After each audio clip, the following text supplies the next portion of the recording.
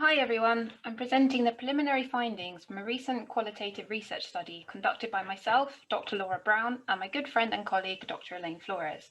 We aim to understand the current Peruvian research advocacy and policy landscape at the environment gender health nexus. Peru is especially susceptible to a range of environmental exposures, including high levels of pollutants, contamination associated with extractive industries, and flooding exacerbated by the ongoing climate emergency. International policies and movements are increasingly calling for a gendered approach to planetary health. However, little research has been done explicitly examining environmental threats to women's health in Peru. We conducted 18 semi-structured remote in-depth interviews with key informants, 6 from academia, 6 from the public sector, and 6 from the third sector. We used a thematic analysis approach to compare priorities, gender sensitivity, and barriers and facilitators to delivering women's environmental health projects.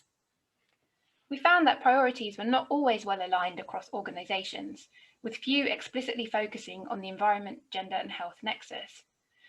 We've included some quotes in the presentation for you to read, and we have additional quotes on our poster you can look at later too. Interviewees identified several barriers to collaboration, including machismo, a lack of interdisciplinarity and intersectorality, and high staff turnover.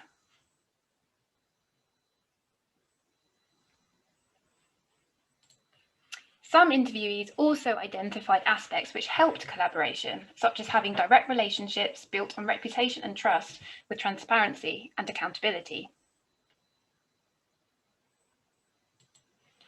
Several interviewees emphasised the harsh realities of invisibilised groups, as shown in this quote from an academic about Indigenous rights, which I'll read out now.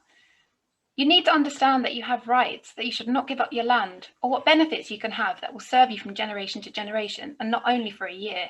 So for this, you need to understand the language per se, but you also need to understand the system. In other words, it is a surprise that in Peru there are really many great human rights policies, but they're not made effective, and the way in which they're made effective, it is not understood. That is, it's a system that's completely unfair, absent, invisible. Whilst invisibilisation was a key problem, women's empowerment was offered as an important solution for successful programme delivery. Our findings highlight the multiple and interrelated contextual issues faced by environmentally threatened communities in Peru, and how macrostructural barriers contribute to a paucity of sustainable gender-oriented environmental health projects.